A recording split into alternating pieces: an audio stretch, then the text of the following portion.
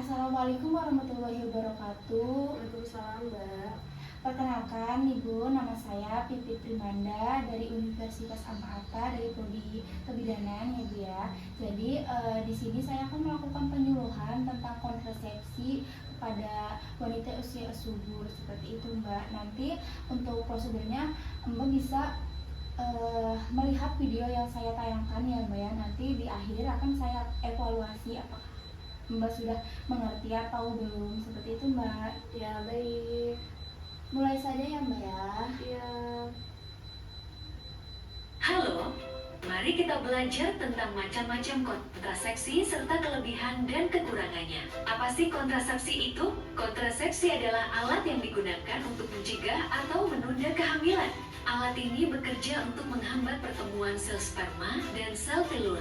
Tujuan lain dari kontrasepsi adalah menghambat pematangan sel telur serta mencegah penularan penyakit menular seksual.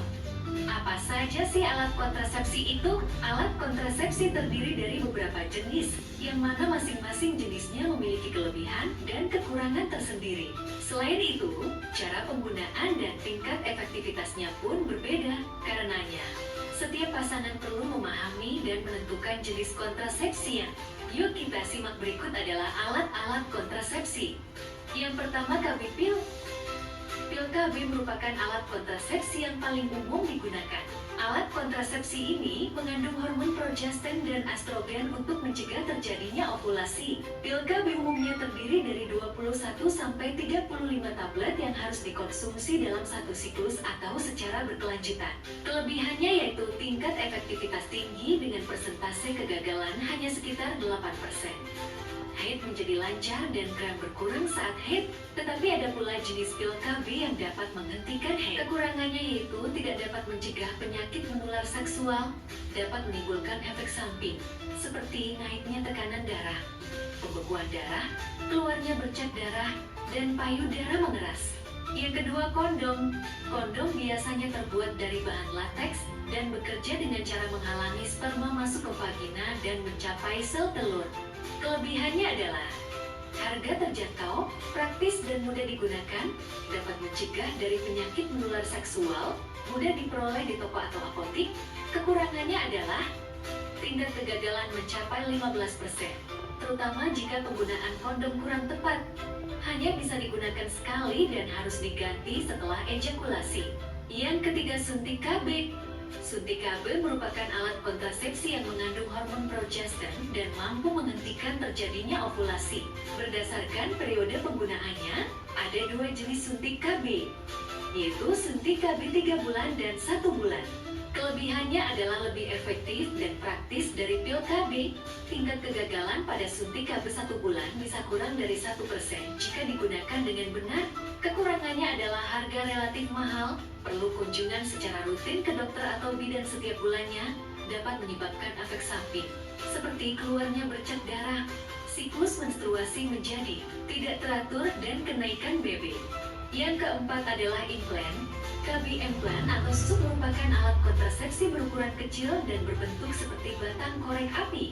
KB implan bekerja dengan cara mengeluarkan hormon progestin secara perlahan yang berfungsi mencegah kehamilan selama 3 tahun. Alat kontrasepsi ini digunakan dengan cara dimasukkan ke bagian bawah kulit, biasanya lengan bagian atas. Kelebihannya adalah sangat efektif dengan tingkat kegagalan kurang dari 1%. Tahan lama hingga 3 tahun. Kekurangannya adalah biaya relatif mahal, siklus menstruasi menjadi tidak teratur, risiko memar dan bengkak pada kulit di awal pemasangan, tidak memberikan perlindungan terhadap penyakit menular seksual. Yang kelima, IUD. Intrauterine device IUD adalah alat kontrasepsi berbahan plastik dan berbentuk menyerupai huruf tinggi yang diletakkan di dalam rahim. IUD atau KB spiral dapat mencegah kehamilan dengan cara menghalau sperma agar tidak membuahi sel telur. Ada dua jenis IUD yang umum digunakan, yaitu IUD yang terbuat dari tembaga dan dapat bertahan hingga 10 tahun, serta IUD yang mengandung hormon yang perlu diganti setiap 5 tahun sekali. Kelebihannya tidak memerlukan perawatan yang rumit, tahan lama. Kekurangannya, IUD dari tembaga dapat menyebabkan haid tidak lancar, risiko bergeser dan keluar dari tempatnya, risiko efek samping, seperti munculnya bercak darah pada 3-6 bulan pertama pemakaian, biaya mahal. Yang keenam, kondom wanita berbentuk plastik yang berfungsi untuk menyelubungi vagina. Terdapat cincin plastik di ujung kondom sehingga posisinya mudah disesuaikan. Kondom wanita tidak dapat digunakan bersamaan dengan kondom pria. Kelebihannya memberikan perlindungan dari penyakit menular seksual, menjaga suhu tubuh lebih baik daripada kondom pria. Kekurangannya kurang efektif daripada kondom pria, muncul bunyi yang mengganggu saat digunakan. Hanya sekali pakai, tingkat kegagalan mencapai 21%. Yang ketujuh, spermisida. Spermisida adalah produk kontrasepsi yang digunakan di dalam vagina sebelum berhubungan seksual. Produk ini berbentuk jeli, krim, membran, atau busa yang mengandung bahan kimia untuk membunuh sperma. Kelebihannya harga terjangkau, mudah digunakan.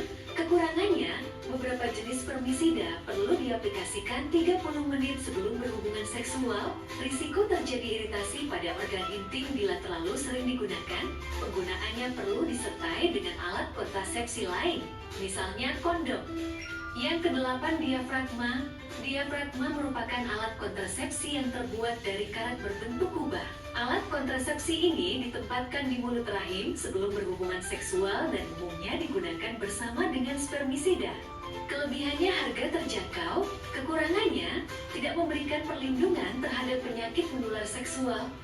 Tingkat kegagalan mencapai 16%, terutama jika tidak dikenakan dengan tepat. Pemasangan harus dilakukan dokter, harus dilepas saat haid. Yang kesembilan, cervical cup. Cervical cup berbentuk seperti diafragma, tetapi memiliki ukuran lebih kecil. Alat kontrasepsi ini umumnya digunakan bersama dengan spermisida dan berfungsi untuk menutup jalan sperma masuk ke rahim. Kelebihannya harga terjangkau dan bisa digunakan hingga 2 kali. Kekurangannya, tingkat kegagalan mencapai 30% pada wanita yang sudah memiliki anak dan 15% bagi yang belum memiliki anak. Pemasangan perlu dilakukan oleh dokter, harus dilepas saat haid. Yang ke-10, Koyo Ortho Evra. Koyo Ortho Evra digunakan dengan cara ditempelkan pada kulit dan diganti setiap seminggu sekali selama 3 minggu. Cara kerja koyo ini adalah dengan melepaskan hormon yang sama efektifnya dengan yang terdapat dalam pil KB. Kelebihannya tidak perlu repot mengingat untuk mengonsumsi pil. Haid menjadi lebih lancar dan mengurangi kram saat haid. Kekurangannya harga relatif mahal, tidak memberikan perlindungan terhadap penyakit menular seksual, bisa menyebabkan efek samping yang serupa dengan efek samping pil KB. Yang ke-11, cincin vagina. Cincin vagina atau Nuvaring merupakan cincin plastik yang ditempatkan di dalam vagina. Nuvaring bekerja dengan cara melepaskan hormon yang sama seperti pil KB. Kelebihannya hanya perlu diganti sebulan sekali. Siklus menstruasi menjadi lebih lancar. Kekurangannya, harga relatif mahal, dapat menyebabkan iritasi dan efek samping yang mirip pil KB dan koyo, tidak memberikan perlindungan terhadap penyakit menular seksual. Yang terakhir yaitu KB permanen atau KB steril. Bagi pasangan sudah yakin untuk tidak ingin memiliki anak kembali, KB permanen atau KB steril bisa menjadi pilihan. Metode kontrasepsi ini memiliki efektivitas yang tinggi atau hampir 100% efektif untuk mencegah kehamilan. Jenis KB permanen untuk masing-masing orang berbeda, tergantung jenis kelaminnya. Pada pria, KB permanen dilakukan dengan vasektomi, sedangkan pada wanita bisa dengan tubektomi atau proses pengikatan tuba Fallopi. Nah, itu adalah macam-macam KB. Jadi mari ber-KB untuk menjaga jarak umur anak dan menjaga kesehatan reproduksi kita. Halo? Baik, Mbak, tadi udah dijelaskan ya banyak ternyata kontrasepsi itu. Nah, sebelumnya Mbak ini umur berapa, Mbak? Masih umur 21. 21 ya. Nah, Mbak kan masih muda nih. Jadi disarankan jadi memakai KB gitu. Tadi kan udah dijelaskan berbagai KB, ada kondom, terus suntik, pil, dan seterusnya. Nah, itu sangat penting ya Mbak ya bagi wanita usia subur untuk bukan ini sih, bukan apa namanya, bukan untuk tidak memiliki anak, tapi untuk menjaga jarak anak dari anak pertama ke anak ke berikutnya gitu Mbak ya. Nah, tadi kan udah dijelaskan macam-macamnya, terus kekurangan kelebihannya. Jadi Mbak boleh milih sesuai dengan kebutuhan Mbak. Jadi kalau untuk efek sampingnya itu tergantung hormon sih ya Mbak ya. Jadi setiap wanita itu berbeda-beda seperti itu Mbak. Sekarang sudah paham atau belum Mbak tentang kontrasepsi ini? Sudah paham ya Mbak ya, nanti akan saya coba lakukan beberapa KB saya sampaikan ke suami saya untuk lebih nyamannya yang mana seperti itu. Iya Mbak, baik kalau sudah paham, saya akan melakukan evaluasi nih Mbak. Jadi saya kan nanti kan tadi kan udah dijelaskan kontrasepsi itu apa. Nah, coba Mbak, menurut Mbak itu kontrasepsi apa sih? Kontrasepsi itu dimana di pemakaiannya itu untuk mencegah kehamilan seperti itu, agar tidak terjadi bahasa saya itu kebobolan seperti itu. Benar ya Mbak. Terus yang kedua nih, tadi kan udah dijelaskan banyak banget nih KB nih. Menurut Mbak, sepengetahuan Mbak tadi itu apa aja sih KB itu?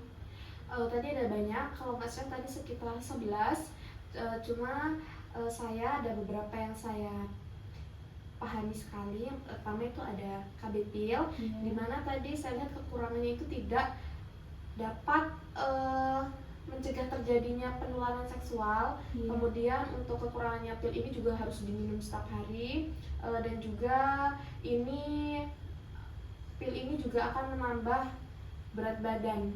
Iya benar. Seperti itu. Benar Mbak, berarti udah paham ya Mbak ya tentang kontrasepsi ini. Nanti dibicarakan lagi sama suaminya untuk melakukan KB ya Mbak ya. Iya Mbak. Baik Mbak, mungkin itu saja yang dapat saya sampaikan ya Mbak ya. Terima kasih untuk waktunya. Saya akhiri ya Mbak. Wassalamualaikum warahmatullahi wabarakatuh. Waalaikumsalam warahmatullahi wabarakatuh Mbak.